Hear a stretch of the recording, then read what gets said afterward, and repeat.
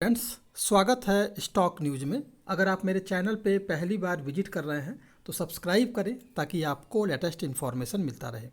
आज हम बात करेंगे फेडरल बैंक के बारे में। आज के दिन की बात की जाए तो लगभग 4% की तेज़ी फेडरल बैंक के स्टॉक में आपको देखने को मिली होगी। कुछ दिनों पहले एक वीडियो बनाया था जिसपे बताया था कि ये स्टॉक 140 का लेवल शॉर्ट टर्म में छू सकता है और अब जो ये स्टॉक 140 की तरफ बढ़ता हुआ दिखाई दे रहा है। तो इस स्टॉक में आपको फ़िलहाल जो है करंट प्राइस पर खरीदारी करने की सलाह रहेगी। और क्यों इसके स्टॉक में तेज़ी दिखाई देगा उस पर भी हम बात करेंगे। इससे पहले देखा जाए तो पिछले आज के ट्रेडिंग सेशन में 4% तक की तेज़ी दिखाया है। 5 दिन पहले मतलब पिछले 5 ट्रेडिंग सेशन में इस स्टॉक ने लगभग 3% तक की तेज़ी दिखाई है। और वहीं अगर बात करें एक महीना में तो लगभग 21% का रिटर्न जो है 21.5% का रिटर्न ये फेडरल बैंक अब तक दे चुका है। अब सवाल ये आता है कि आखिर में तेज़ी क्यों इसके स्टॉक में आएगी। तो फेडरल बैंक का जो मुनाफा है जून तिमाही में सालाना आधार पर जो लगभग 64% जो है बढ़ करके 600 करोड़ रुपए हो गया है, जो कि एक काफ़ी मजबूत जो है वृद्धि दिखा रहा है इस कंपनी के लिए। एक साल पहले की समान तिमाही में अगर बात करें तो बैंक को जो बेनिफिट हुआ था वो लगभग 367 करोड़ रुपए हुआ था, लेकिन अब जो बेनिफिट हुआ है वो लगभग 600 करोड़ रुपए का हुआ। यानी कि कितना, यानी कि 64% की वृद्धि हमें यहाँ देखने को मिल रही है। बैंक का जो रेवेन्यू है जून तिमाही की बात की जाए तो सालाना आधार पर बढ़ करके 4021 यानी कि 4081 करोड़ रुपए हो गया है। नेट इंटरेस्ट इनकम यानी कि NII की अगर बात की जाए तो सालाना आधार पर लगभग 13% की वृद्धि देखने को मिल रही है और ये जो है 1604 करोड़ रुपए हो गया है। अब अगर बात की जाए नेट इंटरेस्ट मार्जिन की तो इसमें भी लगभग 7% की वृद्धि देखने को मिल रही है। और अगर देखा जाए कि ये ग्रॉस NPA की बात की जाए तो लगभग ग्रॉस NPA में 11% की कटौती हुई है और ये पहुंच गया है आपके 2.69% के करीब। यानी कि ग्रॉस NPA में भी अगर कमी आ रही है तो ये भी एक तरह का काफ़ी एक पॉजिटिव सेंटीमेंट है इस स्टॉक के लिए।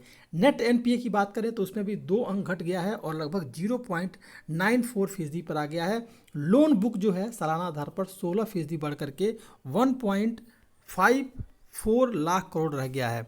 बैंक का core retail loan growth healthy है। होलसेल सेगमेंट में तिमाही आधार पर अगर देखा जाए तो मजबूत जो है ग्रोथ आगे देखने को मिली है।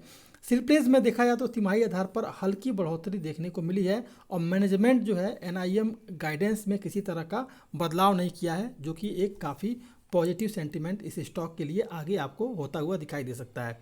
तो इस स्टॉक में आपको खरीदारी करने की सलाह रहेगी। इसके अलावा अगर देखा जाएगा तो लोअर प्रोविजंस में भी इसे चलते जो है अर्निंग को सपोर्ट मिला है। मार्जिन में एक्सपेंस के चलते NII ग्रोथ देखने को मिली है। एसेट क्वालिटी में मामूली लेकिन सुधार देखने को मिला है। अन्य सेगमेंट में भी बिजनेस ग्रोथ मजबूत है। फाइनेंशियल ईयर 2030 में अर्निंग जो है 3% रह सकता है और इसके अलावा 2024 में 4% ग्रोथ का अनुमान जो है फेडरल बैंक में देखने को मिल रहा है। तो इन सारी बातों को अगर देखा जाए तो ये स्टॉक काफ़ी जो है हेल्पफुल हो सकता है आपको अच्छा अर्निंग करने के लिए। अब अगर देखा जाए इस स्टॉक के बारे में बात की जाए कि किस तरह का ट्रेडिंग सेशन आने वाले ट्रेडिंग सेशन के लिए रह सकता है, तो फिलहाल आपको ये स्टॉक जो है 99 का जो सपोर्ट था उस सपोर्ट को जो है ब्रेक कर दिया है। 12 तारीख को यानी 12 जुलाई को ये स्टॉक जो है 99 के करीब आया और वहीं से फिर से गिरावट देखने को मिली और अब जो है 99 रुपये का सपोर्ट तोड़ दिया है। तो फिर आपको आगे जो है अब मेरा तो मानना पहले से यही है कि 140 के लेवल के लिए इस स्टॉक में खरीदारी की जा सकती है और इसने जो है अपना एक सपोर्ट तोड़ा है तो फिर आपको आगे भी तेज़ी दिखा सकता है। तो इस स्टॉक में करंट प्राइस पे खरीदारी करने की सलाह रहेगी। अगर किसी तरह का निगेटिव सेंटीमेंट बना, अगर गिरावट आता भी है तो 102 रुपया पहला सपोर्ट रहेगा, 102 रुपया 30 पैसा और दूसरा जो सपोर्ट रहेगा वो लगभग 101 रुपये के करीब रहेगा। तो ये 2 सपोर्ट है, एक तो आपका 102 रुपया 30 पैसा और दूसरा आपका 101 रुपया। अगर पॉजिटिव सेंटीमेंट की बात करें, मार्केट में अगर सेंटीमेंट अगर पॉजिटिव रहता है, अप साइड ट्रेड करता है, तो फिर आपको यहाँ से लगभग 105-106 रुपये के करीब जो है ये स्टॉक जाता हुआ दिखाई दे सकता है। तो ये था फेडरल बैंक। अगर आप मेरे चैनल पे पहली बार विजिट किए हैं तो सब्सक्राइब करें ताकि आपको लेटेस्ट इन्फॉर्मेशन मिलता रहे।